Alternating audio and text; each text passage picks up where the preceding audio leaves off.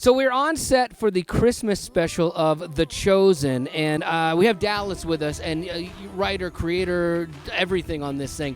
And I have to tell you, I was really late to the party, okay? So then I get the invite to come here, and I start binging. Holy cow. Revolutionary game changer, even in my jaded old faith, you know? Wow. Because you show Jesus, you show the men around him and the women around him, and you give them a humanity that I forgot, because a lot of times it's just stories. And so do you guys take great care or debate how you're giving these backstories to these characters? Yeah, we take a lot of time on that. First of all, I want to say there's a bit of a mutual fangirl, because you did a Gavin Stone, Resurrection of Gavin Stone rap on your show Fantastic once movie. that I loved. So I'm kind of sad you didn't watch The Chosen right away, because hopefully they would have said, well, it's the guy who did Resurrection of Gavin Stone. No You one would have been told like, me. Yeah, you'd have been like, oh, well, of course. No, Because I love that movie. Yeah. I would have been in it Right. instantly if Right. I'd known it was you. No, I appreciate that. But when we first conceived of the show, and my two co-writers and I got together, and we were choosing which were the people from the Gospels we were going to focus on. We first found those that we thought would have really interesting long-term stories, because as you know, for any show or movie for that matter, you need a character arc. One of the problems with Jesus projects is that there is no character arc. The main character is Jesus. He doesn't get better as the movie goes on. He's perfect from the beginning. So it's not really great drama from that perspective.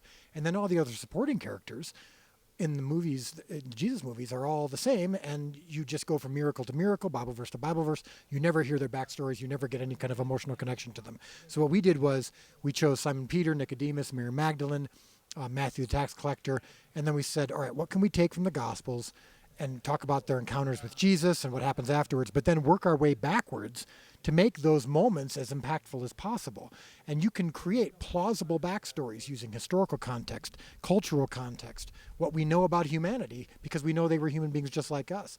And what that does is it arouses the reaction that you gave and the reaction that I've given as I've been doing the show, which is these were real people. Yep. And you don't think of them that way. No, because you just think of the one part of the story you've heard, and you Right. don't consider that they had struggles, angers, relationships with other people, and you don't even fathom that. And it gives the faith a bigger dimension, man, which I absolutely love and I appreciate as somebody who can be extremely jaded in life and even in my own faith. And so, did you guys know you had a hit early on through the crowdfunding of this? Because I think it's the highest Crowdfunded media project, Yeah, like that should tell you something there that people are like, yes. Obviously what's happening is a God thing. It would be foolish of me to say otherwise.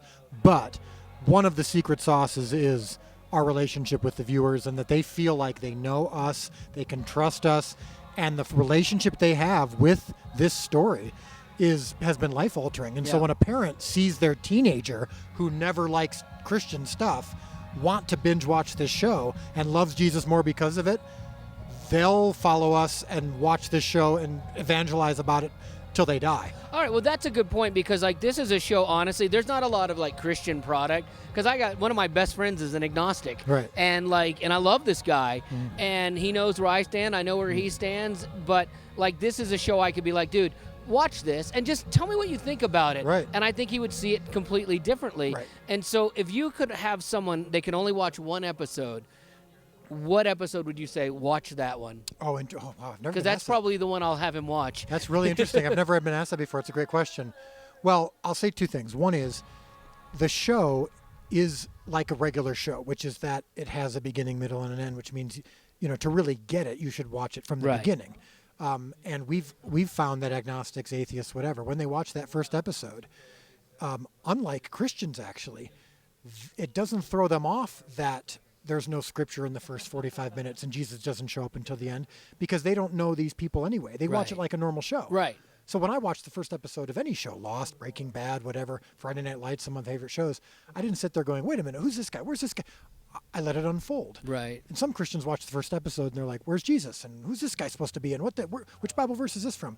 So the first episode I do think works. However, I think if there is a defining episode that, if you could only pick one, I do think episode 4 of season 1. I'll have my buddy watch that one with me. Yes, great. You could watch it with him, yeah. Because it starts conversations. And like you said, like from the very beginning, I was gripped, and I'm like, okay, well, I'm trying to figure out who is this person, and Yeah. and because it's the thing I liked is you guys weren't just like, here's Matthew the tax collector and he did this and this This and is the this. Bible verse along the bottom of the Yeah. screen. It was so And cool. so that piece of it, it unfolds like a normal show. Yeah. We introduce you to who they were before they met Jesus, and we give you their struggles and their questions and their concerns. And the idea is that hopefully you can then identify with their answers and with the solutions to their problems. Is there anything that as you went through the creation of this show, and like we've talked about, it's transformative for a lot of people, but was in creating this, was there anything that for you was kind of faith transformative and like, man, I never really thought of this before, and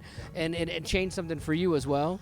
Well, in terms of my life, just my own personal spiritual life before the show came, you know this because you were a fan of Resurrection of Gavin Stone.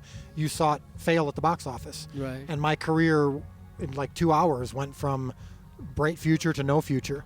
And I got to a place where I genuinely didn't care if I ever made another movie as long as I was in God's will. I didn't care about success. I didn't care about failure. And that was transformative for me. I struggled with narcissism. I struggled with control. Hey, me too. Yeah. Well, you're on the radio. You're a Yeah. host. You have to struggle with narcissism a little bit because Oh, you have yeah. to believe that you're worthy of being on the air. Yep. And so it was the same for me. God took all that away. I genuinely don't care anymore about success or failure. I just want to be in His will. I think that's when He said, now you're ready for the chosen. Interesting. Because I think He knew what was coming, and I would not have been able to handle this 4 years ago. Now, that said, the thing about Jesus that has been so fun to explore and to portray is what I'm seeing about Jesus. He was all about the personal. When we think of Jesus doing miracles, we sometimes think of it almost like big magic tricks on a stage. Right. And of course, the Jews at the time thought He was coming to bring about a revolution to Right. overthrow the entire government. Right. And He always wanted their hearts. Each of His miracles, each of the callings of the disciples were specific to that person. He called them in a way that only they would truly understand. His conversation with Nicodemus, which you'll get to in episode 7 of season 1, the most famous chapter in the Bible, John chapter 3, was specific to Nicodemus's questions and his concerns. Jesus wants your heart. And so that's what we try to show in all these episodes. He's about, look me in the eye. I know you, I know who you are, and I want you to be with me specifically. And that personal relationship is what the show is about. Oh.